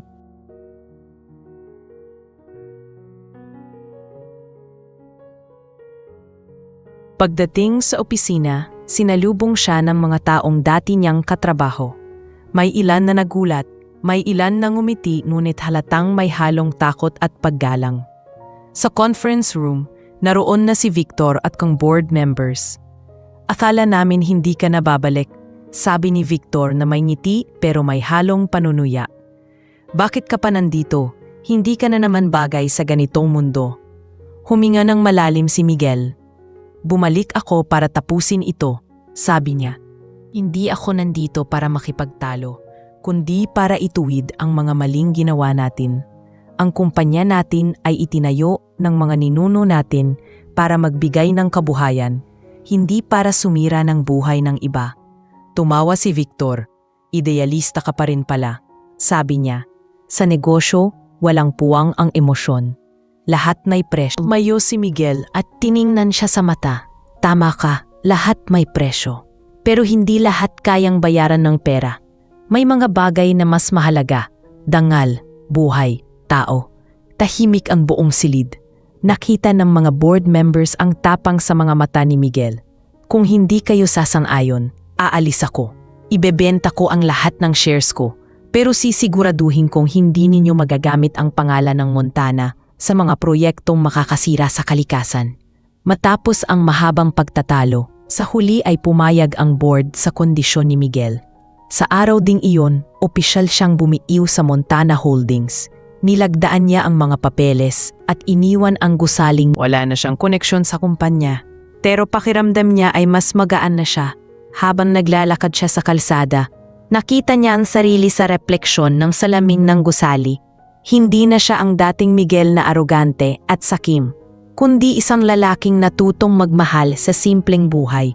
Bago siya bumalik sa bundok, dinalaw niya ang puntod ng kanyang mga magulang. Tahimik siyang naupo sa tabi ng nitso at nagsimulang magsalita. "Ma, pa, alam kong matagal ko tayong nabigo. Inairal ko noon ang ambisyon, hindi ang puso. Pero ngayon, alam ko na kung ano ang ibig sabihin ng salitang tagumpay. Hindi ito tungkol sa pera o posisyon. Ang tunay na tagumpay ay yung may kapayapaan ka sa sarili. Napaluha siya, ngunit may ngiti sa kanyang labi. Kinagabihan, habang nasa bus paakyat pabalik sa bundok, nakatanaw siya sa mga ilaw ng lungsod na unti-unting nawawala sa dilim. Sa bawat milya palayo, pakiramdam niya ay mas lumalapit siya sa tahanang tunay niyang pinili. Pagdating sa paanan ng bundok, sinalubong siya ng malamig na hangin. Habang umaakyat siya, naririnig na niya mula sa malayo ang mga boses ng mga bata at ang tawanan ng mga tao. Pagdating niya sa nayon, nakatayo si Anita sa harap ng kubo, may hawak na lampara. Nang makita siya, napahinto ito at napangiti. "Sabi ko na nga ba, babalik ka," sabi ni Anita. Lumapit si Miguel at mahinang sumagot, "Hindi ko naman kayang hindi." Lumapit siya at inabot ang kamay nito. "Tapos na ang lahat. Wala na akong negosyo, pero wala rin akong utang sa konsensya." Tumingin si Anita sa kanya, may luha sa mata ngunit punyo ng ngiti. "Hindi mo na kailangan sabihin pa, nakikita ko na sayo." Habang magkahawak kamay silang naglalakad papasok sa nayon, nakatingala si Miguel sa langit. Ang mga bituin ay kumikislap at ang hangin ay malamig at preskong-presko. Sa wakas, natapos na ang yugto ng kanyang pagtakbo mula sa sarili. Wala na siyang dala kundi ang puso niyang natutong magmahal at ang pangakong hindi na niya muling iiwan ang lugar na nagturo sa kanya kung ano ang tunay na kayamanan ng buhay. Makalipas ang ilang buwan mula nang tuluyang bumalik si Miguel sa bundok, naging bahagi na siya ng araw-araw na buhay ng mga ayeta. Sa bawat umaga, kasama siya sa mga kalalakihan na nagbubungkal ng lupa at nag-aalaga ng taniman. Madalas din siyang tumulong kay ama ni Anita sa pagpapaayos ng kubo o sa paghahanda ng mga kagamitan para sa komunidad. Ang dating bilyonaryo na sanay sa mga pulong at kontrata ay natutong makinig sa tunog ng kalikasan at magpasalamat sa bawat simpleng araw na dumaan. Isang araw, pinatawag siya ni ama ni Anita sa gitna ng pagtitipon ng mga matatanda. "Anak," sabi ng matanda, "balita naming may plano kang magpatayo ng paaralan sa paanan ng bundok. Totoo ba ito?" Kumango si Miguel. "Oo, ama. Gusto kong magtayo ng maliit na paaralan at posibleng klinika para sa mga bata. Gamitin natin ang lupang nakatabi sa ilog. Marami pa tayong batang gustong matuto at gusto kong makapag-aral sila nang hindi kailangan bumabasa." Tahimik ang mga nakapaligid at maya-maya ay sabay-sabay na napangiti. "Kung ganyan ang hangarin mo, susuportahan ka namin," sagot ng matanda. Nagsimula agad ang paghahanda. Si Miguel ang nanguna sa paglikom ng mga kagamitan. Nakipag-ugnayan siya sa mga kakilala niyang NGO sa Maynila. Pero ngayon, hindi bilang negosyante, kundi bilang simpleng voluntaryo. Nakipag-usap din siya sa mga dating kakilala sa gobyerno na noon ay kinatatakutan niya at sa pagkakataong iyon, ginamit niya ang impluwensya hindi para sa negosyo, kundi para makatulong. Pagbalik niya sa bundok, dala na niya ang mga materyales, semento, yero, kahoy, at mga libro. Ang mga lalaki ay agad nagtrabaho at ang mga babae naman ay tumulong sa pagluluto ng pagkain. Sa bawat araw ng paggawa, si Miguel at si Anita ay magkasama. Madalas silang nagtatawanan habang nagbubuhat ng kahoy. Minsan ay nag-aasaran kung sino ang mas pagod. Sa simpleng mga sandaling iyon, parang tumigil ang oras sa kanila. Isang hapon, matapos ang mahabang araw ng paggawa, sabay silang naupo ni Anita sa tabi ng ilog. Ang tubig ay dumadaloy ng payapa at ang hangin ay malamig. "Hindi ko inakala na makikita ko ang ganitong proyekto rito," sabi ni Anita habang nakatingin sa itinatayong paaralan. "Noon, pangarap lang namin yan ng mga bata, na sana balang araw may lugar kaming matutunan ng mas marami." Napatingin si Miguel sa kanya at marahang ngumiti. "Kung hindi ikaw ang nagturo sa akin kung gaano kahalaga ang simpleng kaalaman at kung gaano karaming buhay ang pwedeng magbago dahil lang sa edukasyon." Napayuko si Anita at napangiti. "Hindi mo kailangan pasalamatan ako, Miguel. Ginagawa mo to dahil gusto mo, hindi dahil sa akin. Oo, sagot ni Miguel. Pero ikaw ang dahilan kung bakit ko gustong maging mabuting tao. Habang lumalalim ang gabi, nagsimula ng umulan ng bahagya. Umuwi silang pareho at sa kubo, nagpasalamat si ama ni Anita. Anak, nakikita kong malaki na ang ipinagbago mo. Ang lalaking datay takot sa putik, ngayon ay natutong yumuko para sa iba. Napangiti si Miguel. Siguro dahil ngayon lang ako natutong tumingin ng tama, ama. Ang tunay na yaman, sagot ng matanda, ay hindi nakikita sa mga mata. Nakikita yan sa mga taong tinulungan mong umangat. Lumipas ang ilang linggo at sa wakas natapos ang paaralan. Isang maliit na gusali lang ito, dawa sa kahoy at semento, ngunit matibay at maayos. Nang araw ng pagbubukas, nagsuot si Miguel ng simpleng barong at ang buong tribu ay nagtipon. Ang mga bata ay may dalang bulaklak at si Anita ang nagbukas ng programa. Ang paaralang ito, sabi niya, ay hindi lang para sa mga bata ng tribu, isa itong simbolo ng pagkakaisa at paalala na ang kabutihan ay walang hangganan. Nang tawagin si Miguel, sandali muna siyang natahimik bago nagsalita. Noon, sabi niya, akala ko ang tagumpay ay nasusukat sa dami ng pera o sa taas ng posisyon. Pero ngayon, napagtanto kong mas masarap kung may aral akong natutunan dito sa bundok, iyon ay ang natutong magbigay ng halaga sa mga simpleng bagay. Pagkatapos ng programa, lumapot si Anita sa kanya. Hindi mo alam kung gaano mo nadago ang buhay namin, sabi niya. Hindi lang dahil sa paaralan, kundi dahil sa aral na dinala mo. Napangiti si Miguel at marahang hinawakan ang kamay niya. At ikaw, Anita, binago mo ang buhay ko. Dati hindi ko alam kung ano ang direksyon ko. Pero ngayon, malinaw na sa akin kung saan ako mananatili. Sa mga sumunod na araw, naging abala si Miguel sa pagtuturo sa mga bata ng mga simpleng leksyon sa kalikasan at pangangalaga ng lupa. Madalas din siyang tumulong sa guro na nagtuturo ng pagbasa at pagsulat.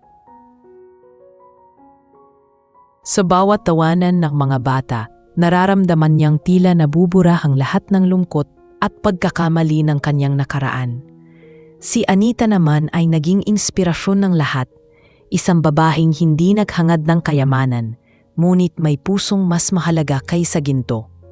Habang nakatayo si Miguel sa tapat ng paaralan isang hapon, pinagmamasdan niya ang mga batang naglalaro sa paligid. Sa tabi niya, naroon si Anita, nakangiti at nakatingin din sa kanila. Hindi ba't ang ganda nila? Sabi ni Anita. Sila ang kinabukasan ng bundok na to. Oo, sagot ni Miguel. At sana, hindi lang bundok na ito ang mapangalagaan nila, kundi pati ang isa't isa. Tumingin siya kay Anita at sa mga sandaling iyon, walang salita ang kailangan. Sa pag-iam manangiti at katahimikan, alam nilang pareho, ang kanilang pagmamahalan ay lumago hindi sa luho o ginhawa, kundi sa kababaang loob, sa pag-ibig na isinilang sa lupaing, minsan niyang tinuring na wala lang, ngunit nayo'y naging tahanan ng kanyang puso. Mula nang maitayo ang paaralan sa paanan ng bundok, naging mas abala pa ang komunidad. Araw-araw ay maagang gumigising si Miguel upang tulungan ang mga bata sa pag-aaral bago siya tumulong sa mga gawain ng mga kalalakihan. Kapag hapon naman, madalas siyang makita sa ilalim ng puno kasama si Anita. Tinuturuan ang mga bata na magbilang gamit ang mga bato o magbasa ng mga kwento tungkol sa kabundukan. Sa bawat tawanan at simpleng araw, naramdaman ni Miguel na unti-unti nang dating puno ng ingay na isipan ay tila tuluyang natahimik. Ngunit sa kabila ng katahimikan, may mga bulong ng pangamba. May ilang taga-bundok na nakarinig na raw ng mga bagong tauhan sa bayan na nagtatanong tungkol sa kanya. Sabi ng iba, mga dati niyang kasamahan sa Maynila ang mga iyon. Nabalitaan kasi na nagbenta siya ng mga share sa kumpanya at tumulong sa mga katutugo. Dahilan para maraming negosyante ang mawalan ng interes sa kanya. Baka gustong maghiganti ang pinsan mo, babala ni ama ni Anita isang gabi habang nag-uusap sila. Pero ngumiti lang si Miguel. Wala na silang makukuha sa akin. Ama, ang lahat ng dapat kong bitawan, nabitawan ko na. Sa halip na mag-alala, tinuruan niya ang mga kalalakihan ng ilang kaalaman sa pagnenegosyo sa maliit na antas. Kung papaano magtanim ng sapat para makapagbenta sa bayan, kung papaano mag-imbak ng ani at gumawa ng simpleng accounting. Hindi kailangang maging mayaman para matutong magtaguyod ng sarili, sabi ni Miguel sa kanila. Kailangan lang marunong ka magtiwala at magtulungan.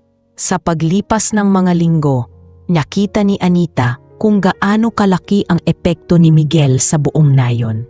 Ang mga bata ay mas masigla sa pag-aaral, ang mga magulang ay mas may pag-asa, at ang buong komunidad ay tila mas lumalakas.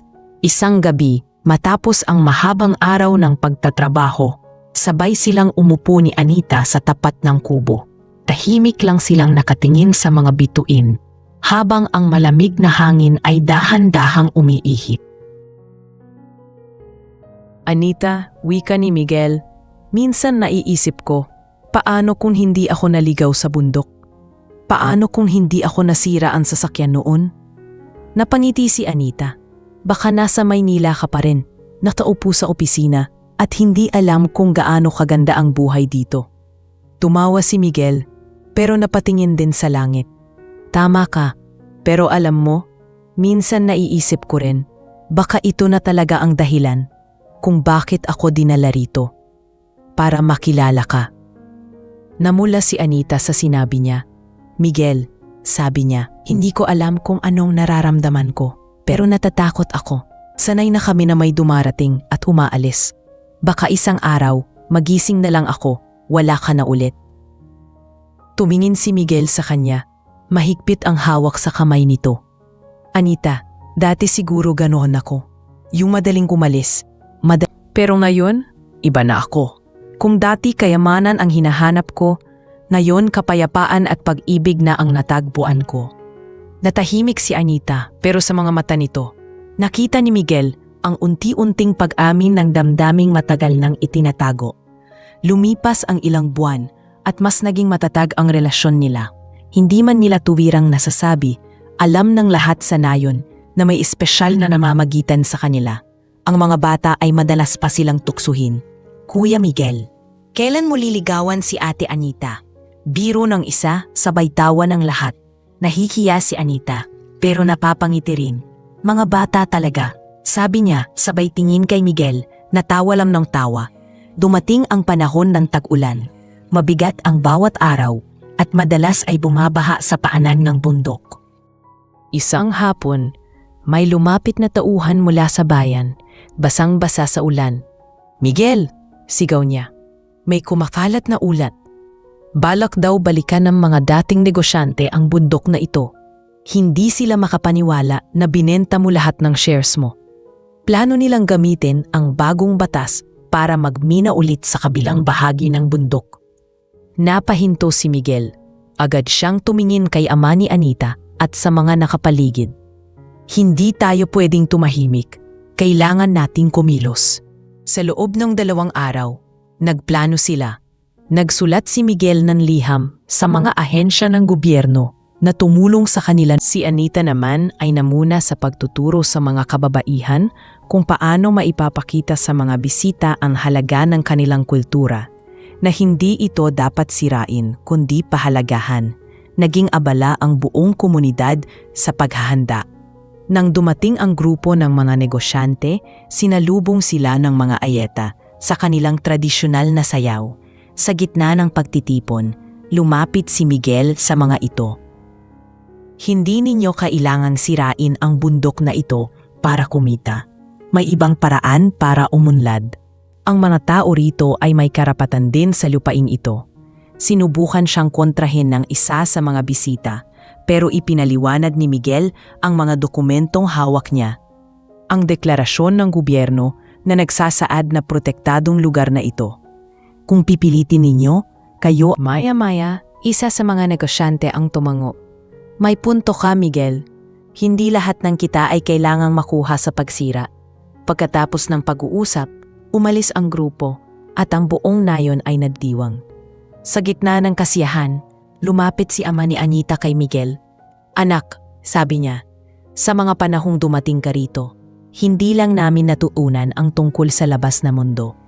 Tinuruan mo rin kaming maniwala na kahit sino, basta may puso, kayang tumindig para sa tama." Napaluha si Miguel at tumingin sa malayo. Sa bundok na ngayon ay mas payapa kaysa dati. Sa tabi niya, nakatayo si Anita, nakangiti, habang mahigpit na hinahawakan ang kanyang kamay. Sa gabing iyon, habang nakaupo sila sa tabi ng apoy, tinanong ni Miguel si Anita, "Kung sakaling dumating ang araw na kailangan kong bumaba muli sa bayan, sasamahan mo ba ako?" Tumingin si Anita, tila nagulat pero ngumiti rin. "Kung saan ka man dalhin ng tadhana, Miguel, hindi kita pipigilan. Pero tandaan mo, saan ka man mapunta, may tahanan ka rito." Sa ilalim ng malamlam na buwan, tahimik silang nagkatitigan. Wala nang kailangan pang sabihin. Sa pagitan ng hangin, ng mga kuliglig, at ng kanilang mga puso, malinaw ang pangako. Anumang mangyari, hindi na sila dalawang magkaibang mundo. Isa na lang silang pinagtagpo ng tadhana. Lumipas ang ilang buwan matapos nilang mapigilan ang muling pagtatangka ng mga negosyante na pasukin ang bundok. Sa pagkakataong iyon, tuluyang nakamit ng tribu ang katiwasayan na matagal nilang pinangarap. Ang bawat umaga ay nagsisimula sa tawanan ng mga bata sa paaralang itinayo ni Miguel, habang ang mga matatanda ay abala sa mga taniman. Ang hangin ay palaging sariwa at ang mga ilog ay muling kuminang sa linis. Si Miguel, na dati ay dayo lamang, ay itinuturing na ngayong isa sa kanila. Hindi na siya tinatawag na dayuhan, kundi anak ng bundok. Ngunit sa likod ng lahat ng kapayapaan, may mga bagay na hindi niya maiwasang isipin. Isang gabi, habang nakaupo siya sa tapat ng apoy, nilapitan siya ni Anita. "Tahimik ka nitong mga araw, Miguel," sabi ni O habang inilalagay ang isang kumot sa balikat niya. "May iniisip ka ba?" Napatingin siya sa dalaga at ngumiti. "Marami. Pero higit sa lahat, iniisip ko kung hanggang saan pa ako kayang dalhin ng buhay na to. Minsan naiisip ko, baka kailangan kong bumaba ulit sa bayan, pero hindi na bilang negosyante, bilang kinatawan ng tribu.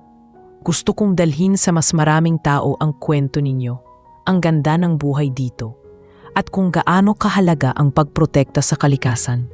Napaisip si Anita sa narinig. "Kung aalis ka, hindi kita pipigilan," sabi niya. "Pero sana, kapag nagsalita ka sa mga tao sa bayan, hindi mo lang dalhin ang pangalan namin. Dalhin mo rin ang diwa ng lugar na ito, ang kababaang loob at malasakit na itinuro ng bundok sa'yo." Tumango si Miguel at mahinang hinawakan ang kamay ng dalaga. "Walang magbabago, Anita. Kahit saan ako magpunta, ikaw at ang lugar na ito ang palaging uuwian ko." Kinabukasan, nagtipon ang buong komunidad. Ipinahayag ni Miguel ang plano niyang bumaba sa Maynila upang magsalita sa isang pagpupulong tungkol sa kalikasan. Marami ang nalungkot, ngunit lahat ay sumuporta. Kung si Miguel ang magsasalita, tiyak na maririnig tayo, sabi ni ama ni Anita. Ang boses ng bundok ay dapat marinig ng mga taong nasa syudad. Bago siya umalis, nagsagawa ng maliit na seremonya ang mga matatanda. Pinahiran nila ng langis ang noo ni Miguel bilang tanda ng basbas ng kabundukan. Si Anita naman ay naglagay ng munting kwintas na gawa sa buto ng bayabas sa kanyang leeg. Proteksyon yan, sabi niya, para hindi ka maligaw kahit sa gitna ng lungsod. Ang mga ilaw, ingay at pagmamadali ng mga tao ay muli niyang nasilayan. Ngunit ngayon, iba na ang pananaw niya. Sa halip na makaramdam ng pagod, nakaramdam siya ng misyon. Dinaluhan niya ang pagpupulong kung saan naroon ang mga pinuno ng iba't ibang korporasyon, pati na rin ang mga kinatawan ng gobyerno. Nang siyang tumayo upang magsalita, tumahimik ang lahat. Marami sa atin ang naniniwala na ang pag-unlad ay nasusukat sa taas ng mga gusali at sa laki ng tubo. Panimula ni Miguel, Pero may mga lugar sa ating bansa na mas maunlad kaysa sa ating mga siyudad, hindi dahil sa pera, kundi dahil sa puso. Doon ko natutunan na ang tunay na kayamanan ay ang hangin na malinis, tubig na malinaw, at mga taong marunong nakatingin ang lahat sa kanya. At sa bawat salita, ramdam nila ang katapatan. Hindi ko ipinagmamalaki na ako'y dating bilyonaryo. Ang ipinagmamalaki ko ay ang mga taong nakilala ko sa bundok. Mga taong walang pera pero may dangal at may pagmamahal sa lupaing bumubuhay sa kanila. Pagkatapos ng kanyang talumpati, lumapit ang ilang opisyal at nagpasalamat sa kanya. Mr. Montana, sabi ng isa, maraming salamat sa pagbibigay ng bagong pananaw. Nakakaantig ang kwento ninyo. Ngunit tinugon lang ni Miguel ng ngiti. Hindi po akin ang kwento. Kanila po iyon, ang mga taong itinuring akong isa sa kanila. Pagbalik niya sa bundok, sinalubong siya ng mga bata na may dalang mga bulaklak at palakpak. Si Kuya Miguel, nasa TV ka po.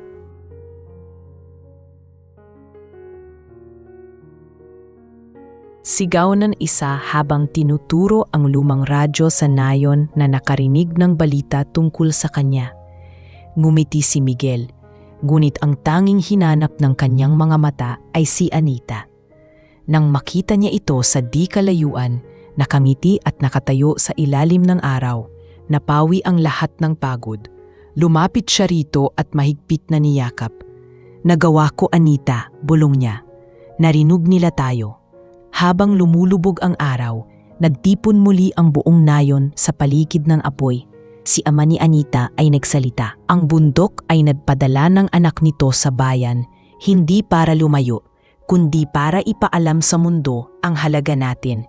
Iyon ang tadhana ni Miguel. Napatingin si Anita kay Miguel at marahang sinabi, ngayon alam ko na, hindi ka lang ipinadala rito para magbago, kundi para Sa gabing iyon, habang tahimik silang naglalakad sa tabing ilog, tinanong ni Miguel si Anita, may pangarap ka pa bang hindi ko alam? Mumiti ang dalaga. Isa lang, na sana isang araw magkaroon din tayo ng pamilya rito. Mga batang tatakbo sa paligid ng paaralan at tatawagin kang tatay. Napangiti si Miguel at marahang hinaplos ang buhok nito. Kung yan ang tadhana, wala na akong ibang hihilingin. Habang nakatingin sila sa ilog na kumikislap sa ilalim ng buwan, pareho nilang naramdaman ang kakaibang katahimikan. Wala nang hadlang, wala nang takot. Si Miguel, ang dating bilyonaryong naligaw, at si Anita, ang babaeng Aita na nagturo sa kanya ng kahulugan ng buhay, ay pareho ng sigurado sa direksyon ng kanilang mga puso. Sa lugar na minsang naging kanlungan, natagpuan nila ang simula ng panibagong yugto. Isang pag-ibig na hindi sinukat ng mundo, kundi binasbasan ng bundok mismo. Makalipas ang ilang taon, naging ganap na bahagi ng tribu si Miguel. Hindi na siya itinuturing na dayuhan kundi haligi ng komunidad. Sa paanan ng bundok, kung saan dati ay puro lupa lamang, ngayon ay may paaralan, maliit na klinika, at isang silong na nagsisilbing sentro ng pagtitipon.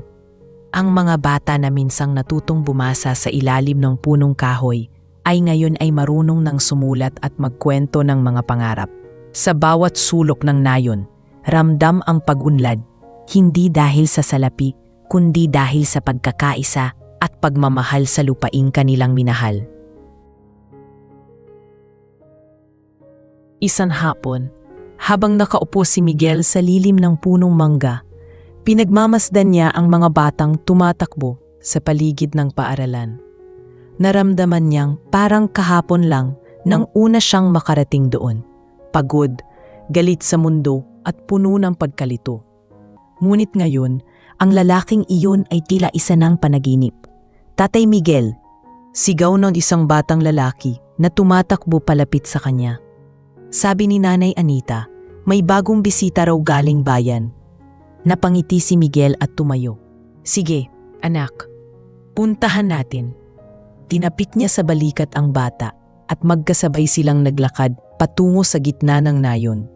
Pagdating nila roon, sinalubong siya ni Anita. Sa mga mata nito ay may kakaibang ningning.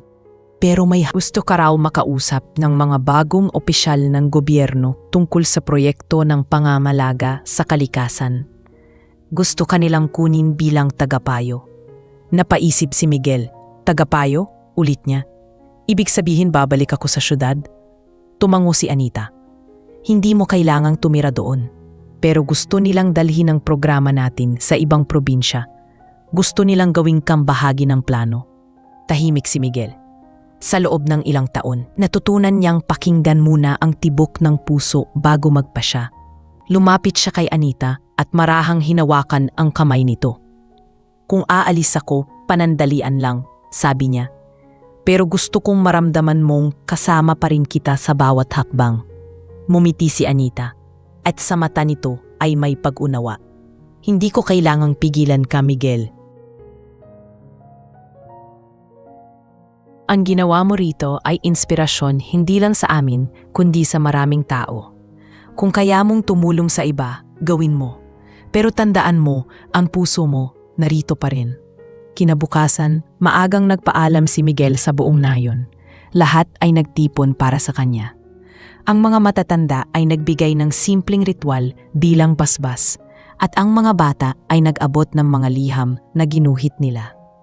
Para pag nalulungkot ka sa bayan, basahin mo ito, sabi ng isa. Sabay abot ng papel na may guhit ng bundok at araw. Hindi napigilang mapaluha ni Miguel. Hindi ko kayo malilimutan, sabi niya. Ang bundok na ito ang nagturo sa akin kung ano ang tunay na halaga ng buhay. Pagdating sa Maynila, sinalubong siya ng mga opisyal. Maraming bumati, maraming gustong makipagkamay.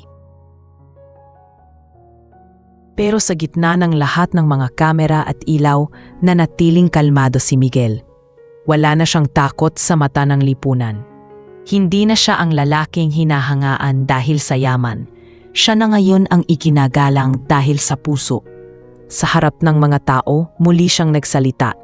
Hindi para magpakitang gilas, kundi para magturo. Ang kalikasan, sabi niya, ay hindi pag-aari ng tao. Tayo ang inatasang mag-alaga nito. At kung gusto nating makamit ang tunay na kaunlaran, kailangan nating matutong makinig sa mga taong marunong mamuhay ng simple, sa mga tribong marunong magpasalamat kahit sa kaunting biyaya. Sa kanila ko natutunan ang salitang sapat. Pagkatapos ng pagpupulong, inanyayahan siyang bumisita sa ibang probinsya para ipakita ang modelo ng nayon nila. Sa bawat lugar na pinuntahan niya, ibinahagi niya ang kwento ng bundok at kung paano siya tinulungan nitong magbago. Ngunit sa bawat gabi, bago matulog, palagi niyang inilalabas ang kwintas na gawa ni Anita. Hawak niya ito habang nakatingin sa bintana at doon niya nararamdaman na parang naririnig niya pa rin ang hangin ng bundok at ang tawa ng mga bata. Makalipas ang ilang linggo, bumalik siya sa nayon. Tulad ng ipinangako niya. Pagdating niya, sinalubong siya ni Anita na may dalang basket ng mga prutas. Hindi mo naman sinabing uuwi ka agad, sabi nito habang nakangiti. Hindi ko rin alam, sagot ni Miguel. Pero sabi ng puso ko, dito na raw ulit ako. Tumawa si Anita. Hindi mo talaga kayang lumayo sa bundok, ano? Umiling si Miguel. Hindi lang sa bundok. Hindi ako kayang lumayo sa'yo. Lumipas ang mga taon at nagpatuloy ang buhay nila sa bundok. Si Miguel ay nagsilbing tulay sa pagitan ng mga aeta at ng mga opisyal ng gobyerno, habang si Anita naman ay tumutok sa edukasyon ng mga bata. Naging mas maunlad ang komunidad at dumami ang mga dumadalaw upang matuto mula sa kanila. Ngunit sa kabila ng pagbabago, nanatiling payak ang kanilang pamumuhay. Nakayapak pa rin si Miguel tuwing umaga at si Anita ay nagluluto pa rin ng kape sa lumang palayok. Isang gabi, habang nakaupo sila sa tuktok ng burol, pinagmamasdan nila ang mga ilaw ng nayon. Tingnan mo, Anita, sabi ni Miguel, dati dilim lang ang bundok na to, ngayon puno ng liwanag. Tumingin si Anita sa kanya, hindi galing sa kuryente ang liwanag na yan, Miguel. Galing yan sa puso ng mga taong natutong magmahal sa lugar na to. Marahang ngumiti si Miguel at niyakap ang dalaga. Salamat, sabi niya. Kung hindi dahil sa iyo, baka hanggang ngayon ligaw pa rin ako. Sa gabing iyon, habang nakatingin sila sa langit na puno ng bituin, ramdam nila pareho na natupad na ang lahat ng itinakda sa kanila ng tadhana. Ang dating bilyonaryong naligaw sa bundok ay natagpuan ang sarili sa piling ng mga taong tinuring siyang kapamilya. At ang babaeng Eita na minsang tiningala niya mula sa malayo ay ngayoy katuwang niya sa bawat hakbang ng buhay. Sa katahimikan ng bundok, sa ilalim ng malamig na hangin, bumalot ang kapayapaan. Wala nang kailangang habulin, wala nang kailangang patunayan. Sa wakas, natagpuan nila ang tunay na kayamanan, ang pag-ibig na itinanim ng bundok at pinagyaman ng panahon.